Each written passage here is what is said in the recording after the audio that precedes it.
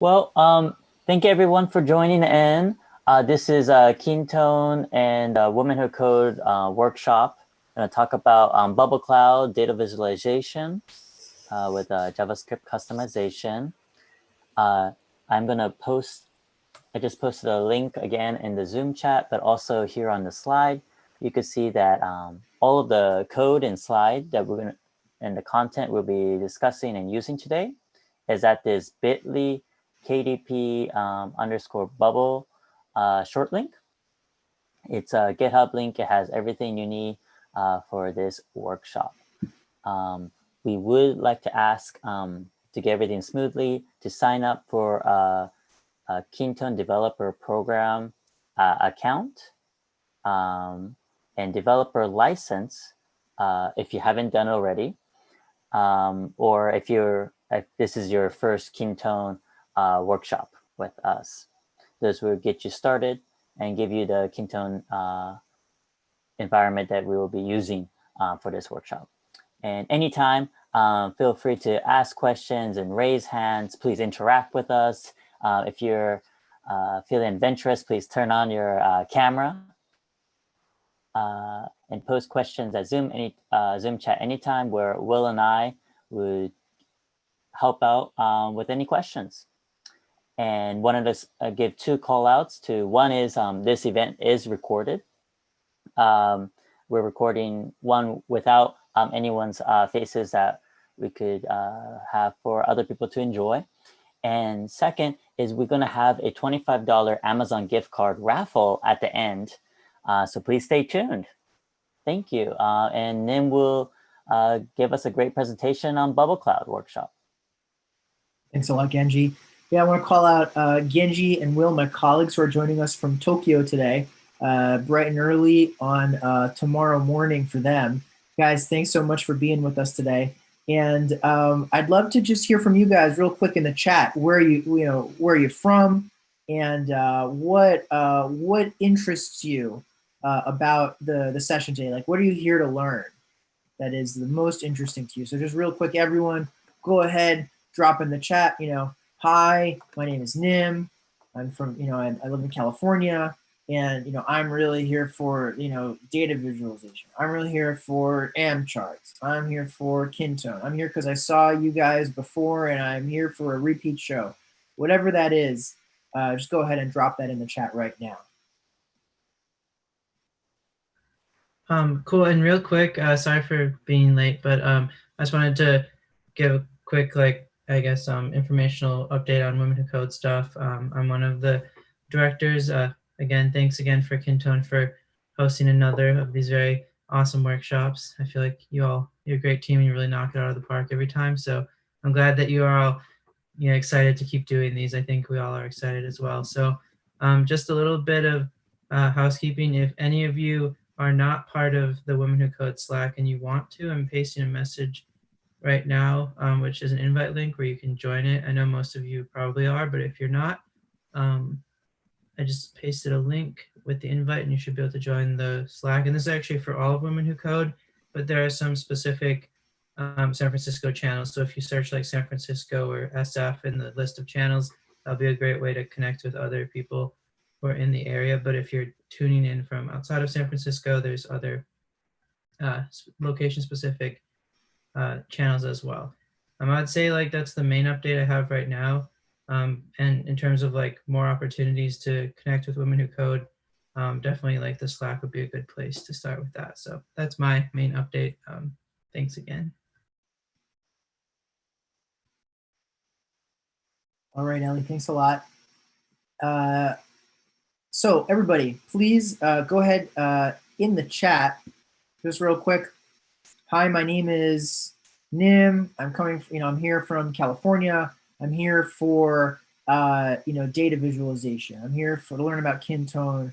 I'm here because Genji is very funny. Whatever that is, everybody go ahead, just drop in the chat just a few things about you. The intention is that we don't have a lot of folks here tonight, which means we've got a really great opportunity to have an intimate, fun, and exciting time. And just one of the ways that happens is when we get active and we participate. So we'll give everybody another 30 seconds or so. Just real quick, drop in the chat. Who are you? What brought you here? Where are you from? And we look forward to a really exciting and interactive time. All right, Anja, thanks for dropping in the first chat. Data visualization from the Bay Area. Bay Area represent.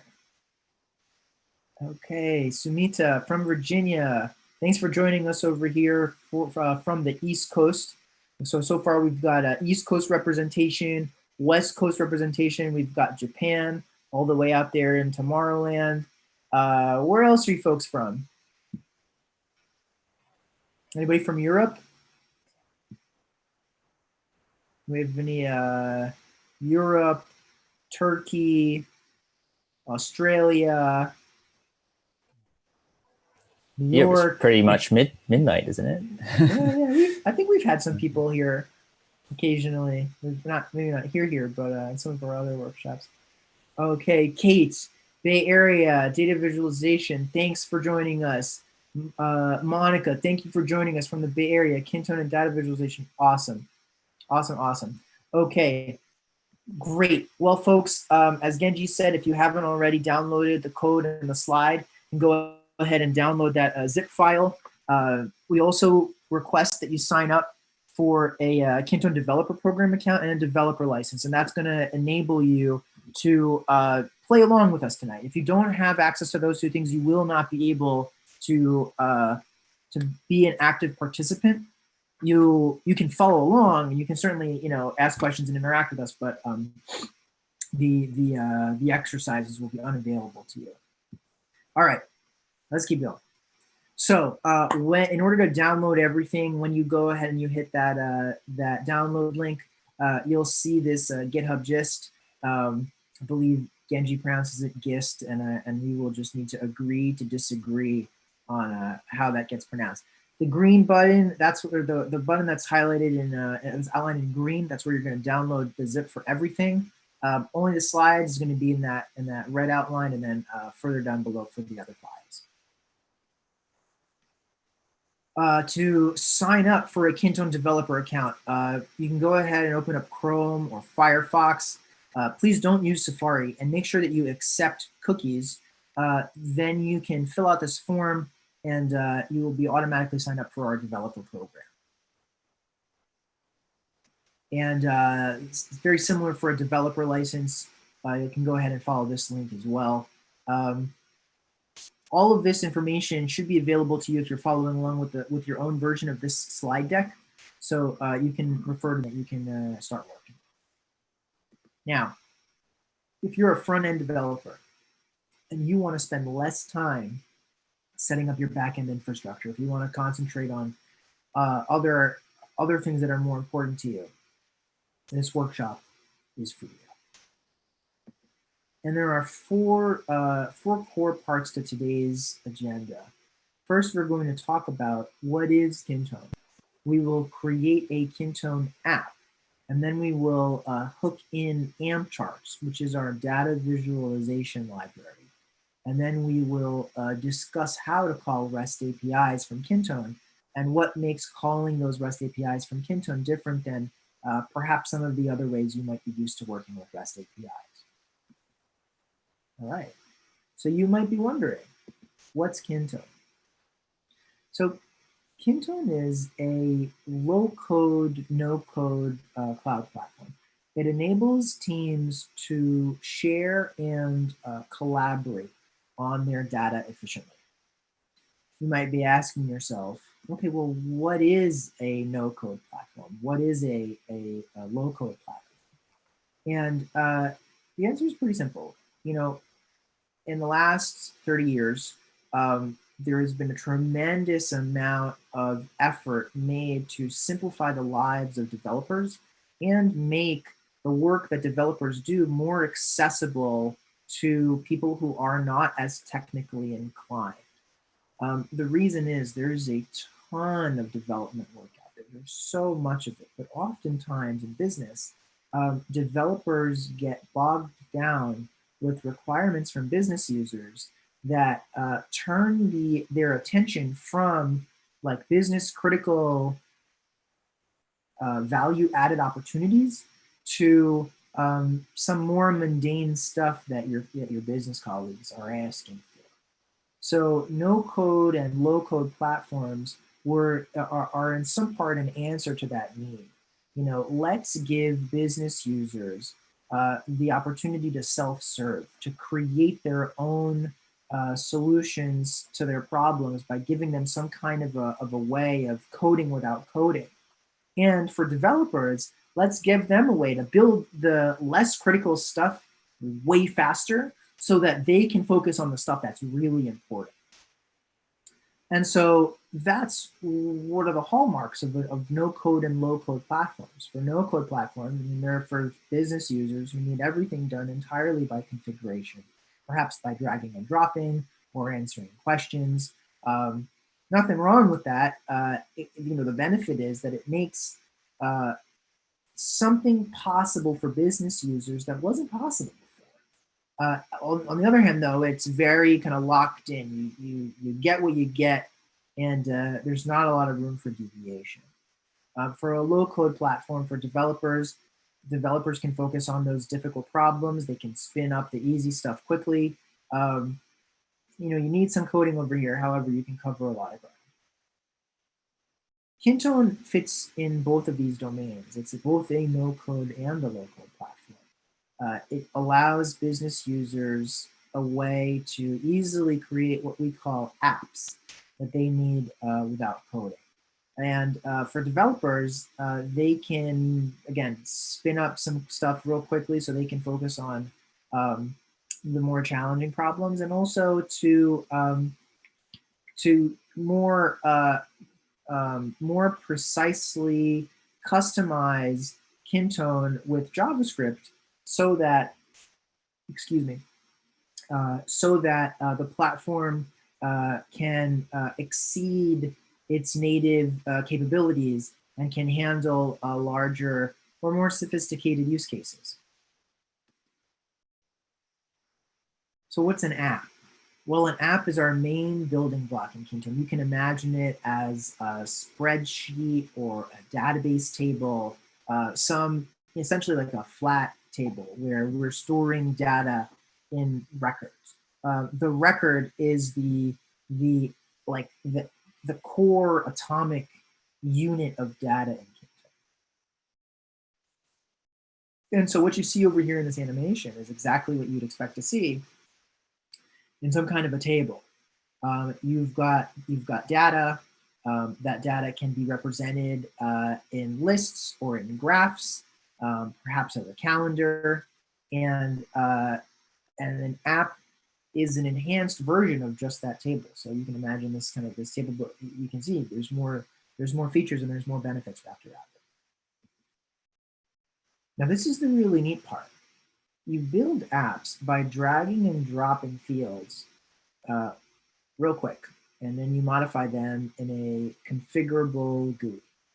That's awesome, whether you're a business user or whether you're a developer, because again, you focus on you either now have access to something that you did not have access to, or you can do things quick so you can focus on the heavier lifts. And speaking of heavier lifts, these apps are, when we say extensively customizable with client-side JavaScript, what we really mean is you can drop your own JavaScript files into Kintone and hook into our open API and essentially have a canvas to build any kind of logic, behavior, or display that you want. So what does any of this have to do with no servers? Well, so imagine if you can spin up a database in a matter of minutes, if you can create them with GUIs and focus on your front end work real quick, then that's beneficial for a lot of your use cases. And that's one of the core benefits for Kintone for developers. All right, let's create our first Kintone. So remember, an app you can imagine as a table in a database or a spreadsheet and a workbook. And there are a tremendous number of different kinds of apps that we can make. We can track expense reports. We can track contacts and activity as part of a CRM, or an employee database, or a list of board games. These are just some examples. What we're going to do with you is we're going to walk through how to build an app. I'll go through it with you step by step, and then I will turn you loose to build that app by yourselves with the steps outlined in front of you. So this is a friendly reminder. If you have not yet signed up for a developer license, you're going to need to do that in order to play with us today and to follow along as an active participant. If you have signed up for your developer license and you have not yet received it, please check your email one more time. And then once you do, you'll go to you should then go to your subdomain. This is the environment that you created with the whatever string you included to uniquely identify your own environment. And you'll log into your environment, and then you will set your initial password. Once you do that, you'll be taken to your first screen where you'll have the option to go into the administration or go into Kintone. You'll want to, of course, go into Kintone. And then here we are. Welcome to Kintone. What you see in front of you is going to be your portal. This is the place where people go to see what's important, to navigate to whatever typically requires their attention. And what we're going to do is we're going to create our first app, which we will do by moving to this apps section on the right-hand side and clicking on that plus sign. And when we do, we'll be taken to the Kintone Marketplace, which you could better imagine as a library. We've got all sorts of pre-made templates in here. For you guys, though, we're not going to make any pre-made templates. We're actually going to create an app from scratch. You'll do that by clicking on that button front and center that says Create App from Scratch. And once you do, you'll be taken to this form builder. Remember, we're building an app from scratch, so we'll want to make a few changes. First is we're going to change the name of this app. We're going to call it Board Game DB. So our first app is going to be a board game, a board game database. So we're then going to drag and drop these fields from these left-hand columns to the right-hand columns. It's supposed to be very simple. There's no tricks over here. We're going to first create a text field, and we're going to move into that field settings by clicking on the gear wheel. We'll then navigate into those field settings, and we'll change the name from text to name, and then we'll hit OK. We're going to do something very similar. This time we're going to drag a drop down from the left-hand side to the right-hand side. We're going to open up those field settings, and we're going to now change these values. So the drop-down name is going to be the type. So now we're putting in types of board games. We're going to choose the abstract board game, the area control board game, and then we'll click on another option and we'll add the drafting board game type, after which we'll save. Now, real quick, you might notice on the bottom of these settings that there's something called a field code, and this is Kintone's unique identifier for these fields. We're going to keep them as they are, but we will need to use them later. So there will be a moment where I will flag for your attention this concept of field codes again. Keep that in mind. All right, so we created a new app, we renamed it, we added some fields, we changed some field settings. Let's go ahead and activate the app. We'll click on this blue button. This is going to deploy the app into production. We can always come back and make any kinds of changes later on. Now, once we do this, we're going to be taken to what we call our record view, which is a list of all of the records that we have that are associated with the board game database. And as you would expect, there's nothing here. That's, of course, predictable because we just created the app and there's no data in it.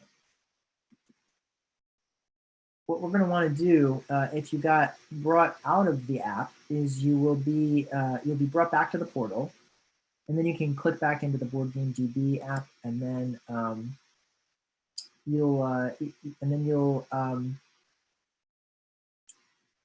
want to actually see this page. You will see this is what the page would look like when the record view is populated. So you'll see your data front and center, and then on the left, these blue thumbnails, these bring you to the detail page. So perhaps for each specific record, there's maybe another 50 fields or 100 fields or maybe 10 fields. But in this particular list view, we only see, the 5 most important relevant fields. So when we click on that blue thumbnail on the left-hand side, we will drill down into those details. Some other quick notes is when we want to access the app's settings to make these changes or to update, maybe adding fields, removing fields, tweaking some settings, uploading JavaScript, we will click on that gear wheel to be taken to the settings. And then if we wanted to add new records, we can click on that plus sign. Okay, I hit you with a lot over here. So these are your steps. And this is what I'm going to be looking for your hands to be raised when you're done. Go to the Kintone portal page, create a new app from scratch, drag and drop a text field and rename it name, drag and drop the drop-down field, rename it type, add these 3 different options to type, abstract, area control, and drafting, and then hit the blue activate app. As soon as you've done that, folks, please raise your hand in Zoom so that way I get real-time feedback on how our group is doing. All right, I'm turning you loose. Go ahead. For everyone else, let's move on to the next stage and talk about displaying amCharts on Kintone. All right, so what is amCharts? amCharts is a data visualization library, and it's got some really snazzy graphs. You've got various kinds of maps, word clouds, geographic overlays, really, really cool and snazzy looking stuff. And typically, the way that you would use amCharts as in any kind of front-end JavaScript project is in 3 places.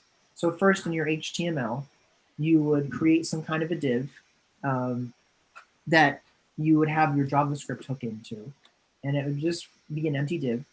Then in your JavaScript, you're going to want to read the script that you're pulling the library from. Read the URL that you're pulling the library from in the script tag. You'll then want to define the implementation of the chart. So, okay, this is the type of, so we pulled in this library. This is the kind of chart that we're using. This is the way that I want it to look. And then the third thing that you would need to do in the JavaScript would be to define the data that would then get piped into the chart to display it the way that you're expecting. Now, on Kintone, a lot of this gets simplified. First of all, you don't need any kind of special HTML tag. Kintone's going to set you up. We've got a nice API hook for that. Well, what about the JavaScript? Well, we're going to use the data that's inside the platform. And we're going to either upload or link the script in our app settings. So all that's left from a JavaScript perspective is to define the details of the chart. Again, that keeps us focused on the interesting stuff. All right, so in order to do this, we need to get some dummy data. So what we'll do is we're going to grab that from a CSV file, and then we will add the JavaScript to our board game app. I'm sorry, not to our, but we'll add the JavaScript to our app and include the amCharts library with it, and then it'll all come together at the end with some stylish data visualization.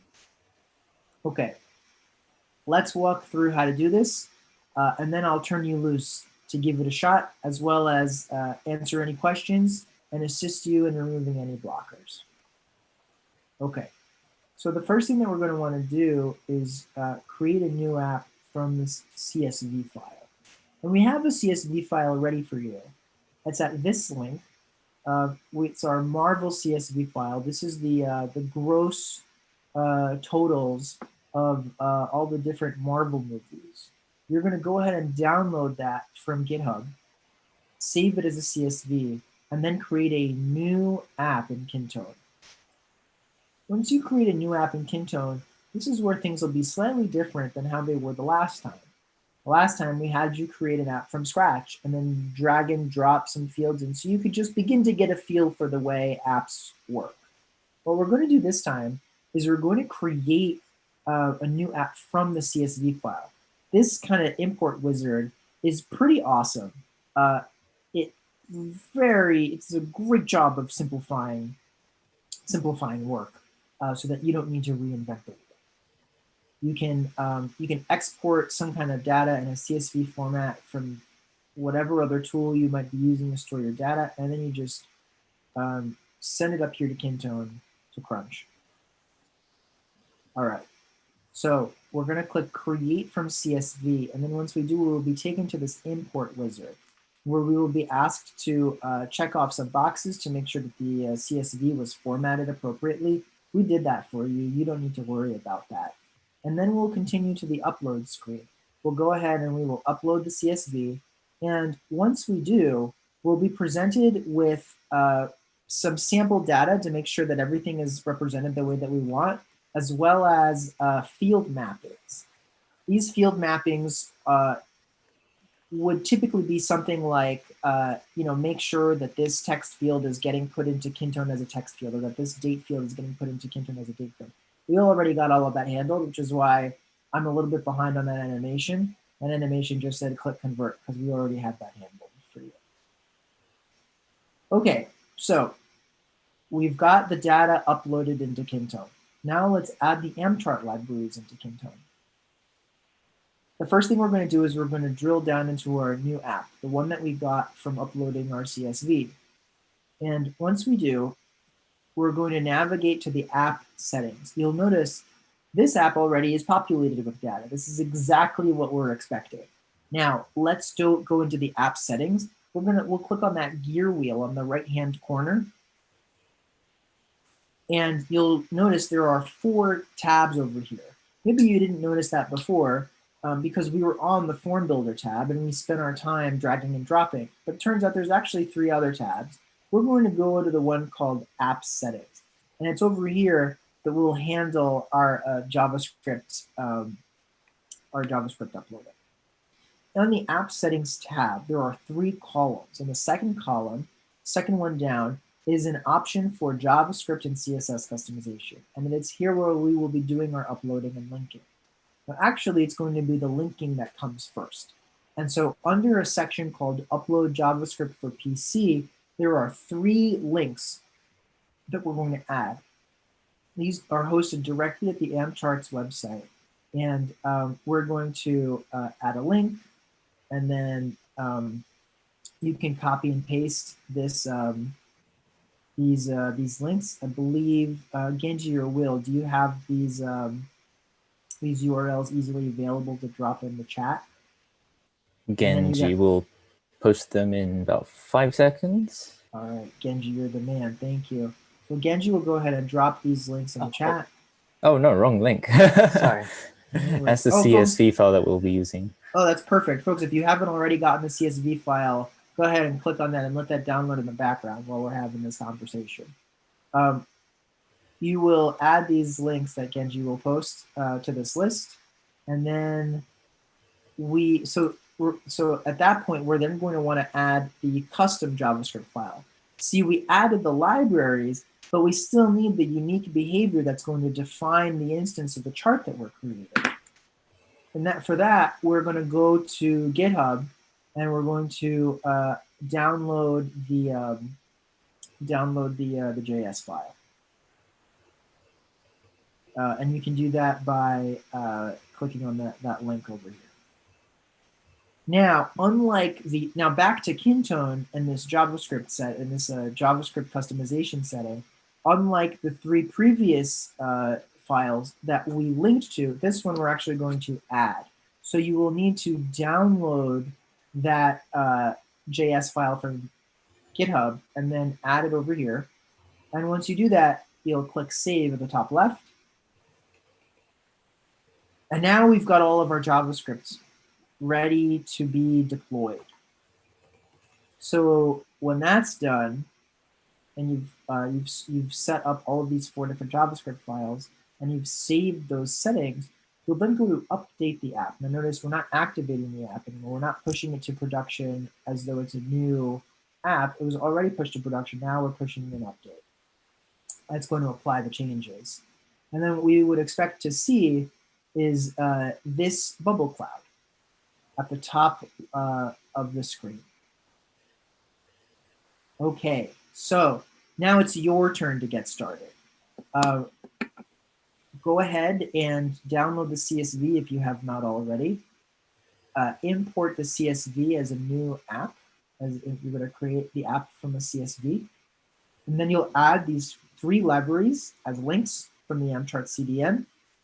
You'll add a custom JavaScript file from GitHub, and then you'll redeploy the app by clicking on Update App.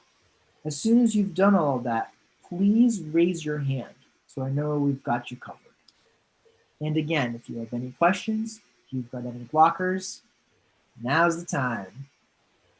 Let's do it. Okay, we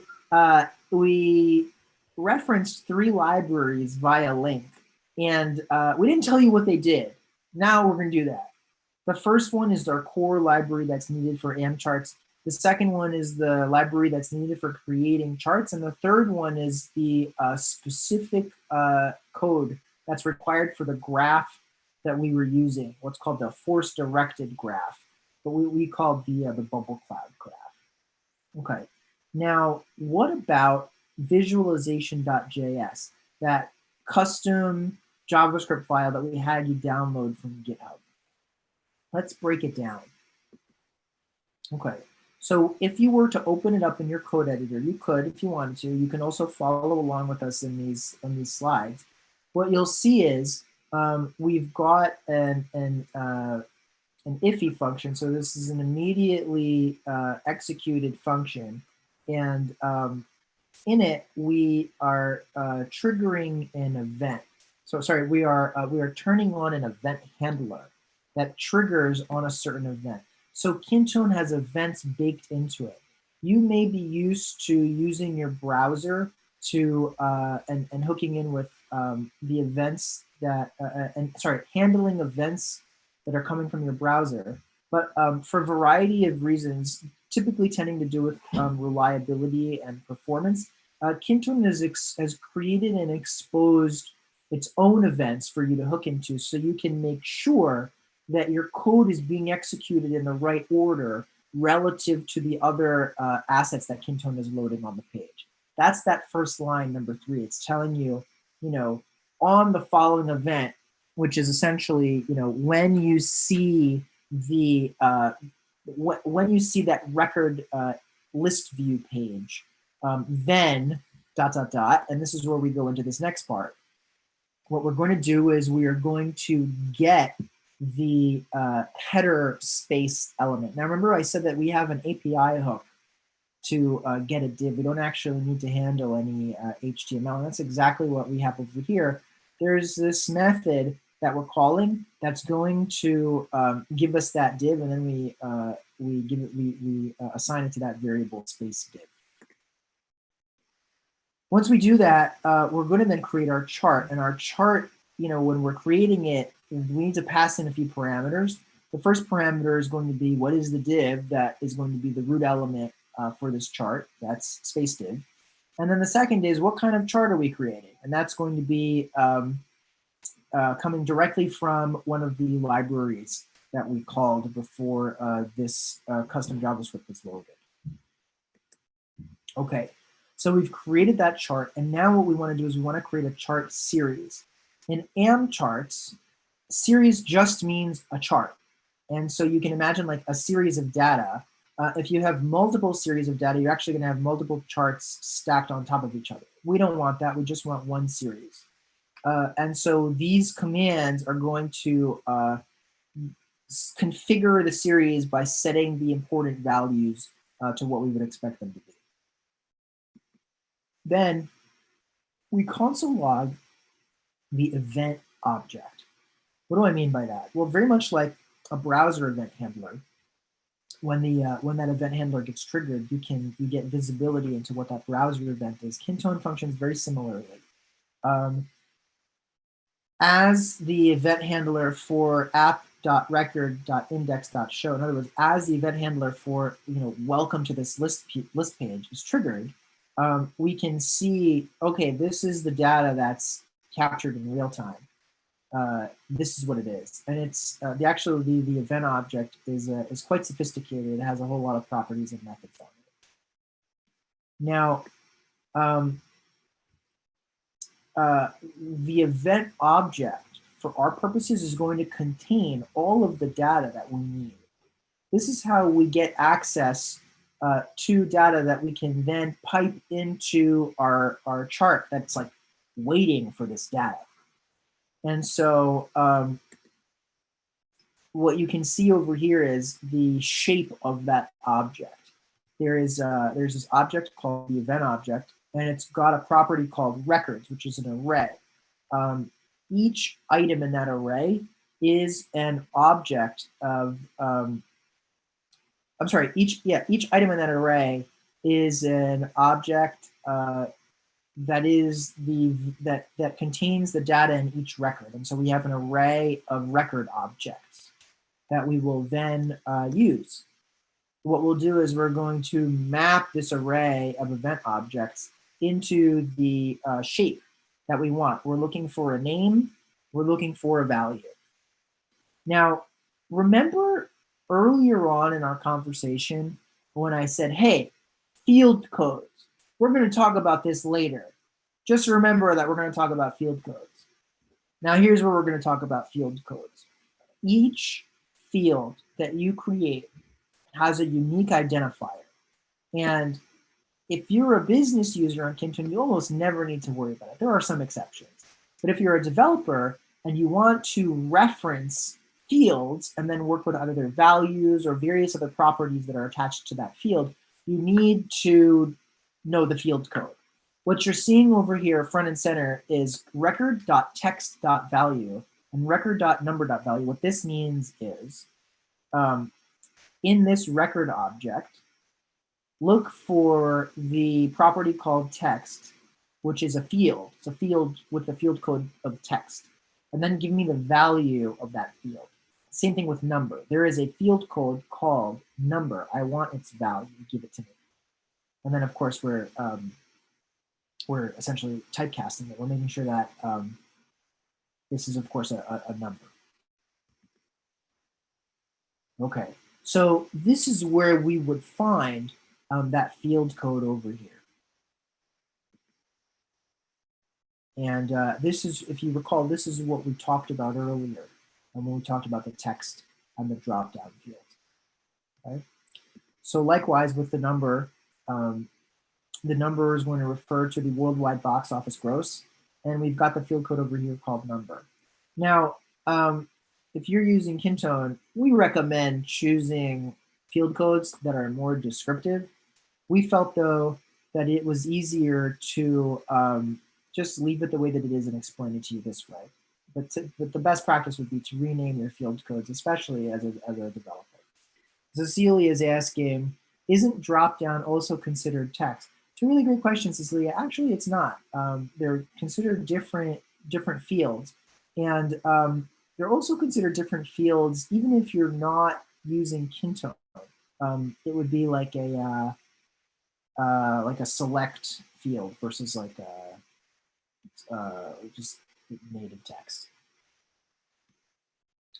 And Williams also saying, okay, and just to specify, it wasn't clear, but sorry, I didn't make this clear.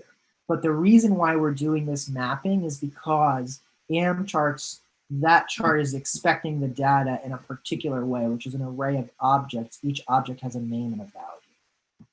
Thanks, Will. All right, so we captured our data from the Kintone event object.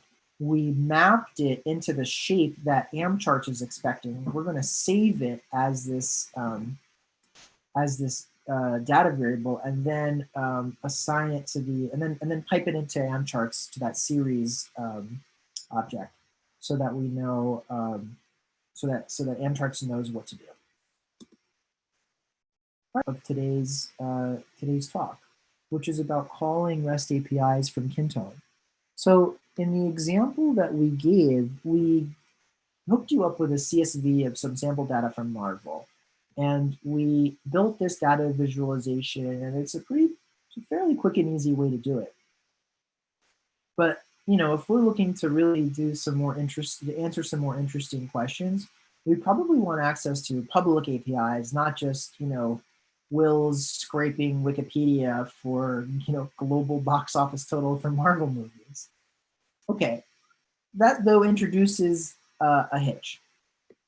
And that's that REST APIs are typically called from a server.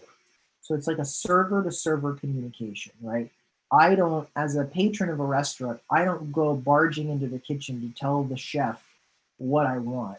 I speak to someone, literally a server, who then on my behalf places the order and manages the delivery of the request and the response.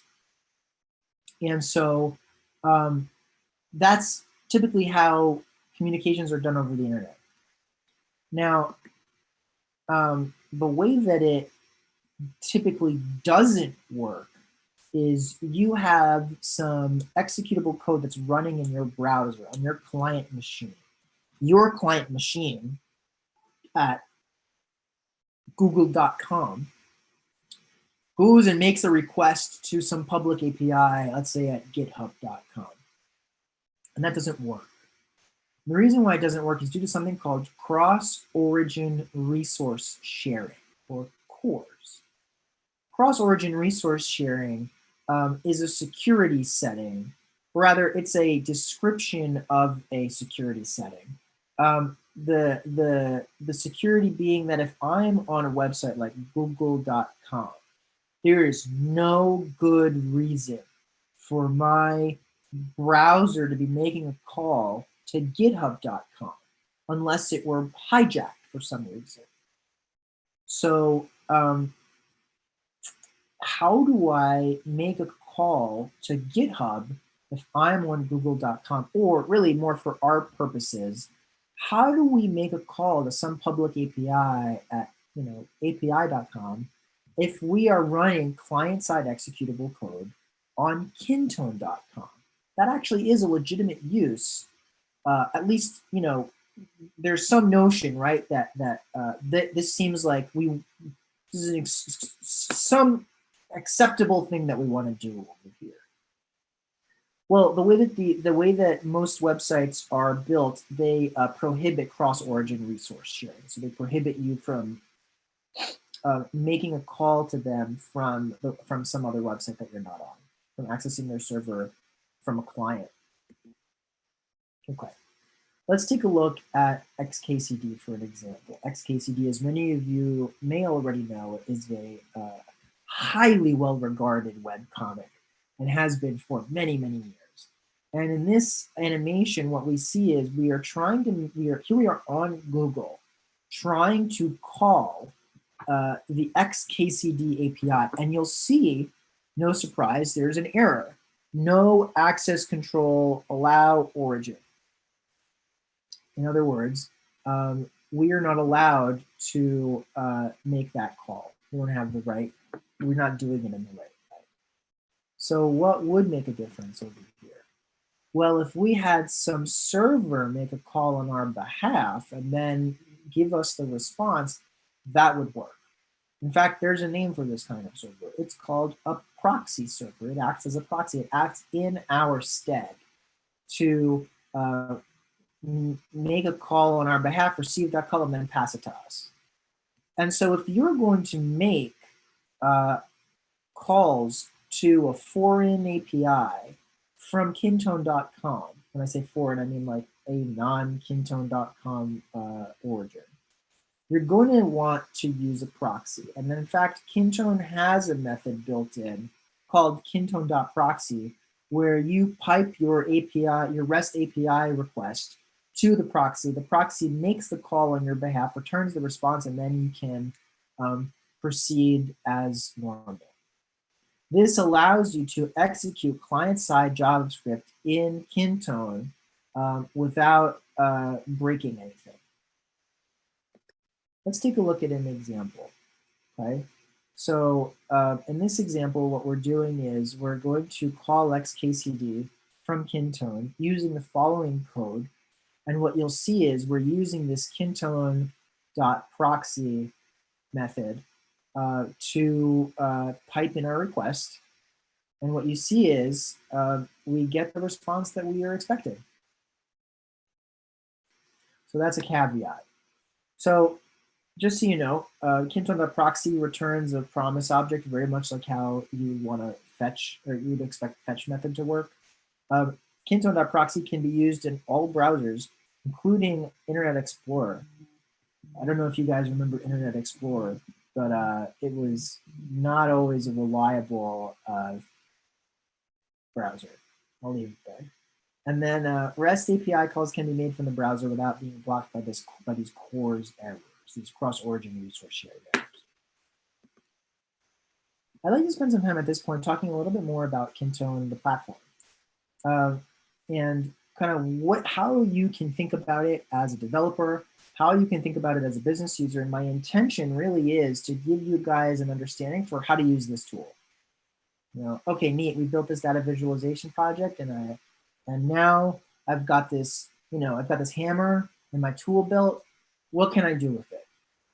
So high level, the Kintone platform has got 3 core pillars to it. And one is process management, like bringing your team together to work through like recurring processes. Could be like expense reports or recruiting or new customer acquisition, or any kind of like repeated processes where the right person needs to see the right thing at the right time and have the right access as well. And then to share that information. So bringing people together to not just put data in a place, but also to have conversations about the data and the place where they have the data.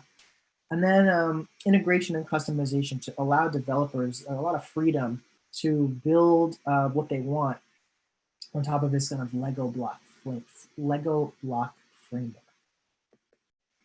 So with this process management, you typically see that for, like I said, expense reports, legal documents, hiring. This is a way to take these records and to move them through a series of assignees or workflow paths, so that you can handle operations with ease.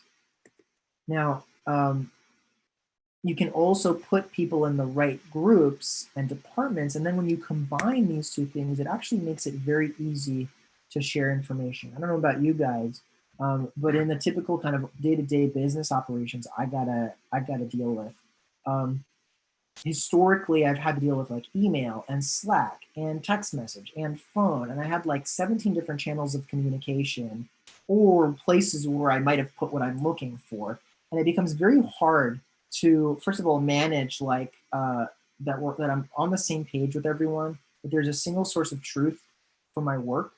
And what you can do on Kintone is you can actually keep it all in one place, have that place be very easily searchable, and